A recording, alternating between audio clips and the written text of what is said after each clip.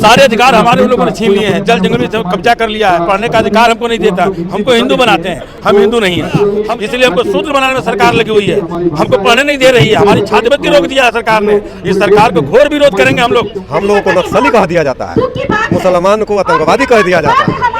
हमारे गुजरात के अंदर प्रधानमंत्री ने कितना बड़ा अन्याय किया। हमारे 8,000 गांव को उजाड़ करके वहां पर पटेल का मूर्ति लगा दिया। तो हिंदुस्तान बनाने का सपना जो देख रहे हैं, ठीक वैसा ही देख रहे हैं जैसे खालिस्तान बनाने का सपना देख रहे हैं। तो उनके ऊपर अगर राष्ट्रद्रोह का केस लग रहा है तो ये आरएसएस वालों को राष्ट्रद्रोह क्यों नहीं लगता है? हम शुद्ध खाना नहीं खा सकते थे अगर बाबा साहब आज हमारे न होते। आज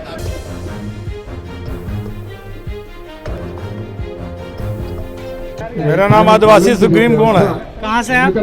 हमारे बिहार से। बिहार में कहाँ? सीवान जिला के। सीवान जिला से। क्या कहेंगे अपनी मांगों को लेकर?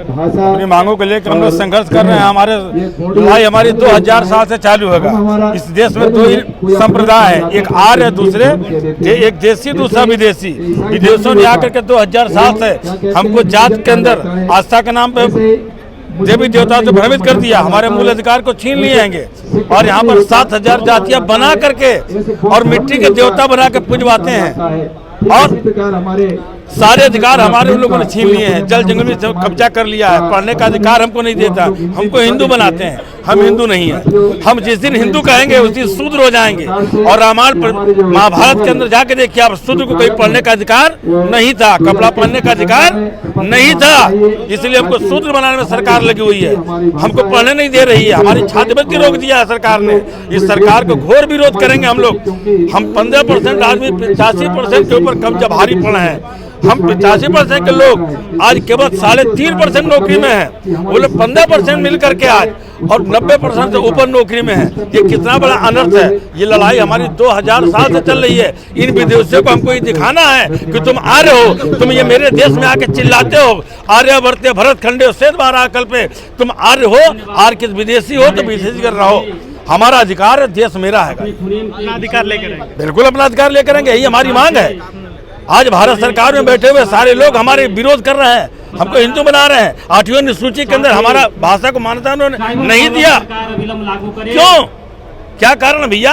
हमारे गुजरात के अंदर प्रधानमंत्री ने कितना बड़ा अन्याय किया।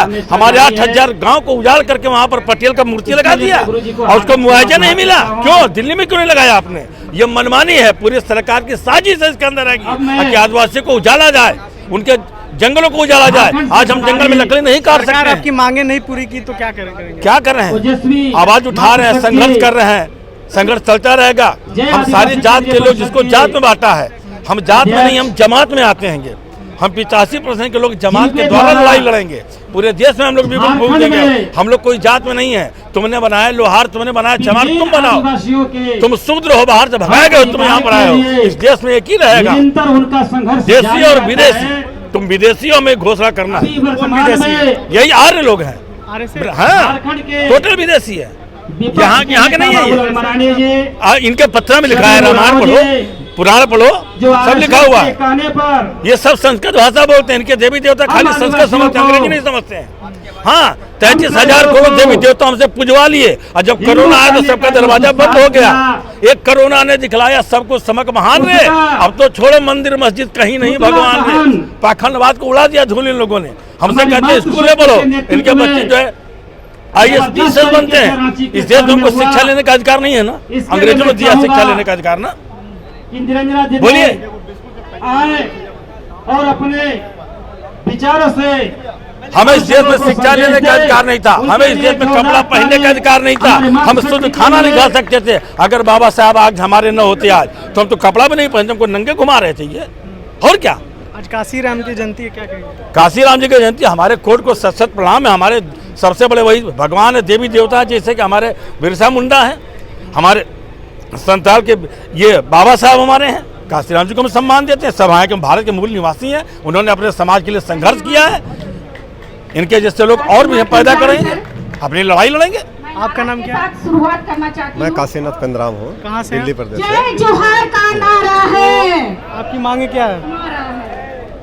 हमारा मांग ये है कि जब ये संविधान में आदिवासियों का अलग कोड चाहिए, वो आज तक कोड नहीं मिला, जबकि ये देश आदिवासियों का है। आपको पता होगा कि 1947 में जब देश आज़ाद हुआ तो 258 राजघराने हमारे थे। जिसमें 65% ज़मीन आदिवासियों की थी। अगर वो आदिवासी अपने ज़मीन नहीं दिए होते तो आज भारत का स्वरूप क्या होता।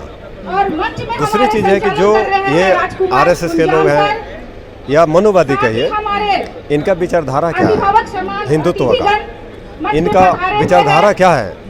इनका विचारधारा है इस देश का हिंदुस्तान बनाने का, जबकि ये देश हिंदुस्तान नहीं है। और बड़े मैं आपसे बताना चाहता हूँ, हिंदुस्तान नहीं तो क्या है? हिंदुस्तान नहीं है। अब अगर आप हिंदुस्तान बात करते हैं तो हिंदुस्तान क्या देशद्रोह नहीं होता? ये देश इंडिया और भारत है, हिंदुस्तान तो है ही नहीं। तो अगर ये कहते हैं कि खालिस्तान जो कहेगा वो देशद्रोही है, तो हिंदुस्तान कहेगा उसका देशद्रोही नहीं कहा जाएगा? उसको क्यों नहीं गिरफ्तारी होती है? इसीलिए सुप्रीम कोर्ट से मैं ये हमेशा सवाल करता हूँ और यहाँ का जो राष्ट्रपति है उसे, कि क्या ये लोग जो बोलते हैं संवैधानिक बोलते हैं? क्या संविधान के अंदर कहीं विश्व के मानचित्र में हिंदुस्तान है क्या?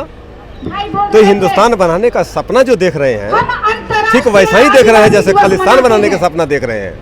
तो उनके ऊपर अगर राष्ट्रद्रोह का केस लग रहा है तो ये आरएसएस वालों को राष्ट्रद्रोह क्यों नहीं लगता है? और इसी तरह से जो है हम लोगों को नक्सली कह दिया जाता है, मुसलमान को आतंकवादी कह दिया जाता है, और ये लोग जो करते हैं तो वो दबंग हो जाते हैं। तो ये कौन सा पैरामीटर है इनका? मैं सरकार से यही कहना चाहूँगा कि सरकार अभी भी होश है और होश में आ जाओ, नहीं तो तुम्हारा होश जो है बहुत जल्दी ठिकाना लग जाएगा। अभी तो ये लोग अभी मुंह से बोल रहे हैं, लेकिन जिस दिन अगर वोट से बोलने लग जाएंगे तो ये वोट जो है उनके सारे टकले गंजे कर देंगे और ये बहुत जल्दी यहाँ से जाने वाले हैं। मुझे तो आपने सुना यहाँ पर जंतर मंतर आदिवासी समाज यहाँ पर धरना प्रदर्शन कर रहे हैं। इनकी मांगे यही है कि इनका अधिकार दिया जाए और इनका यही कहना है सरकार से कि अभी टाइम है, आप होश ठिकाने कर लीजिए, नहीं तो अगर हम आगे होश ठिकाने करने पर कोर्ट से होश ठिकाने करेंगे। तो सरकार को चाहिए इनकी बातें सुने, इनसे बात करें। अपने सहयोगी ज्योति के साथ मैं पारितोष मल, जंतर मंतर। तो अगर आपको पसंद आया हो तो इसे लाइक करें, कमेंट करें, शेयर करें और हाँ, हमारे चैनल को सब्सक्राइब करना ना भूलें ताकि देश विदेश से जुड़ी खबरें आप मिस ना करें, क्योंकि कोरोना काल में 2 गज दूरी, मास्क है जरूरी। नमस्कार।